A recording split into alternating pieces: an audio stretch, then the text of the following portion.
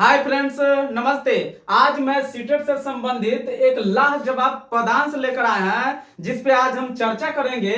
और सीटेट के दृष्टि से ये काफी महत्वपूर्ण पदांश है, तो इसको आप लोग ध्यान से देखें और समझें, क्योंकि सीटेट एग्जाम जो होगी उसके लिए यह एंटीबायोटिक साबित हो सकता है। तो चलिए देखते हैं पदांश। हारा हूं 100 बार गुनाहों से लड़ लड़ कर, लेकिन बारंबार लड़ा हूं मैं उठ उठ कर। इससे मेरा हर गुनाह भी मुझसे हारा है। मैंने अपने जीवन को इस तरह उबारा है, डूबा हूं हर रोज किनारों तक आ आकर, लेकिन मैं हर रोज उगा हूं जैसे दिनकर। इससे मेरी असफलता भी मुझसे हारी, मैंने अपनी सुंदरता इस तरह संवारी। मित्रों, ये जो पदांश है काफी महत्वपूर्ण पदांश है और इसका बेहतरीन भावार्थ भी है, लेकिन हमें भावार्थ को न जानकर इससे संबंधित जो प्रश्न है उस पर चर्चा करना है। तो चलिए देखते हैं प्रश्न क्या है।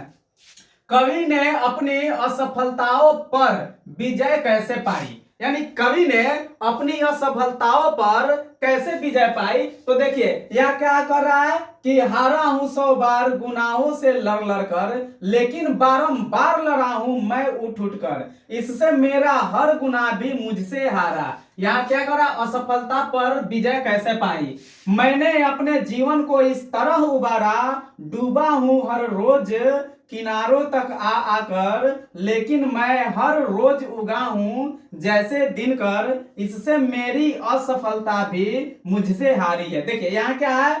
लेकिन मैं हर रोज उगा हूं जैसे दिनकर, इससे मेरी असफलता भी मुझसे हारी है। यानी कह रहा है कवि कि कवि ने अपनी असफलताओं पर विजय कैसे पाई है? तो रोज रोज दिनकर बनकर। यानी वह क्या कर रहा है? अपना तुलना जो है वह दिनकर से कर रहा है, सूर्य से कर रहा है, कि जिस तरह दिनकर यानी सूर्य प्रतिदिन उगता है, उसी तरह मैं भी प्रतिदिन उगा हूं। अर्थात कहने का अर्थ है कि यहां कह रहा है कि संघर्ष न करके, देखिए संघर्ष न करके कोई भी व्यक्ति कभी भी वह सफल नहीं बन सकता है, यानी असफलताओं पर विजय प्राप्त नहीं कर सकता है। निरंतर संघर्ष करके ये हो सकता है। फिर सुंदर बनकर, देखिए आप कितना हो स्मार्ट बन जाए, सुंदर बन जाए, इससे आप असफलताओं पर विजय नहीं प्राप्त कर सकते हैं। फिर यहाँ क्या है? गुनाहों से लड़कर, आप गुनाहों से लड़कर भी असफलता पर विजय नहीं प्राप्त कर सकते हैं। तो यहां है निरंतर संघर्ष करके। देखिए जिस तरह सूर्य प्रतिदिन संघर्ष करके उगता है, हमें रोशनी देता है, उसी तरह कवि जो है वह निरंतर हमेशा लगातार वह संघर्ष करता रहता है। और एक दिन वह समय आता है जिस दिन कवि जो है वह अपनी असफलताओं पर विजय प्राप्त कर लेता है। तो आंसर क्या होगा? निरंतर संघर्ष करके। देखिए ये प्रश्न नंबर 2, किनारे तक आकर डूबने का अर्थ क्या है? तो देखिए किनारे तक आकर डूबने का अर्थ क्या है? काम तमाम होना। किनारे तक आकर डूबना, इसका अर्थ यह नहीं होता है कि काम तमाम हो जाए, समाप्त हो जाए।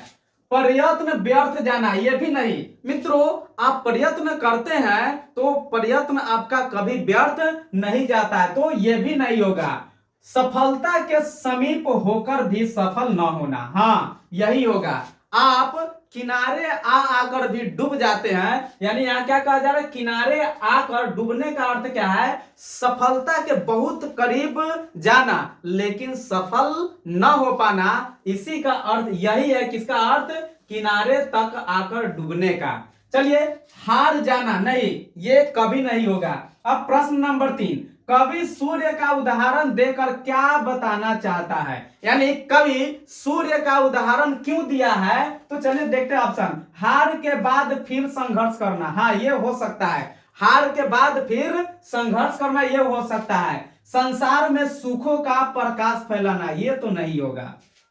ये नहीं होगा कि संसार में सुखों का प्रकाश फैलाना, ये कभी नहीं होगा।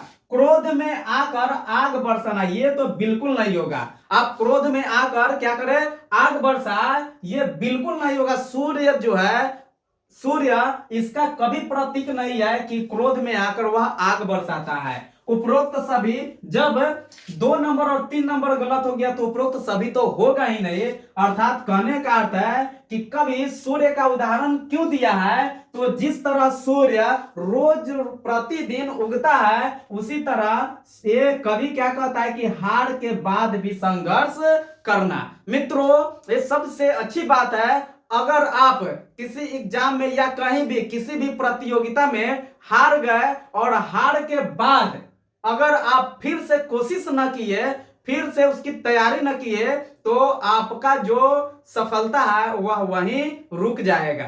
इसलिए हार के बाद फिर संघर्ष करना, यह क्या है, सूर्य का उदाहरण है। किसके अनुसार, कवि के अनुसार। प्रश्न नंबर 4, कवि ने अपना जीवन कैसे संवारा। ऑप्शन क्या है, जीत कर। नहीं, जीत कर कवि अपना जीवन नहीं संवारता है। खुश रहकर, नहीं, ये भी नहीं है कि खुश रहकर कवि अपना जीवन संवार लिया। सूर्य की तरह चमक कर, ये भी सूर्य की तरह चमक कर कवि क्या है, अपना जीवन संवारा, ये भी सही नहीं है। हार न मानकर निरंतर संघर्ष करके, ये सबसे अच्छी बात है।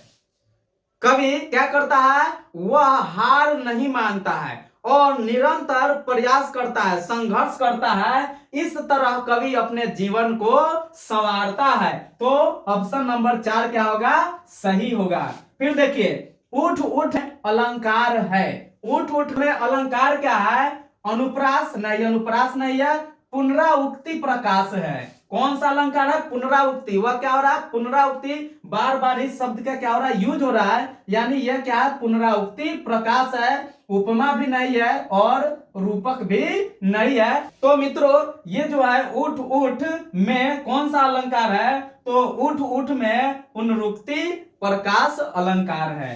चलिए प्रश्न नंबर 6, असफलता में प्रयुक्त उपसर्ग है। देखिए, असफलता में प्रयुक्त उपसर्ग क्या है, तो उपसर्ग क्या होते हैं, शब्द के पहले लगते हैं। ये क्या है, ता, और इसमें ता कहाँ है, अंत में, तो ये तो होगा ही नहीं। फिर देखिए अस, देखिए अस, जब असफलता में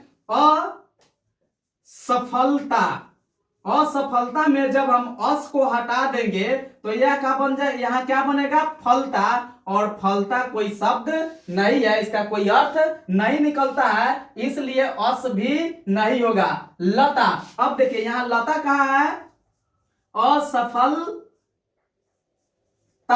और इसमें लता कहाँ है, यहाँ, तो ये क्या बन गया, असफ, और असफल क्या है, सबसे पहले तो यहाँ ध्यान देने वाली बात है कि ये लास्ट से ये शब्द हट रहा है, तो लास्ट से जो हटता है उसे हम क्या कहते हैं, उसे हम प्रत्यय कहते हैं, उपसर्ग कभी नहीं कहते हैं। और यहाँ क्या कहा जा रहा है कि उपसर्ग क्या है, और दूसरी बात क्या है, यहाँ असफ है, इसका कोई अर्थ नहीं होता है, तो ये किसी भी कंडीशन से ये नहीं हो सकता है। और ये क्या है, अब देखिए असफलता, और असफलता में जब हम हटाएंगे तो क्या बनेगा,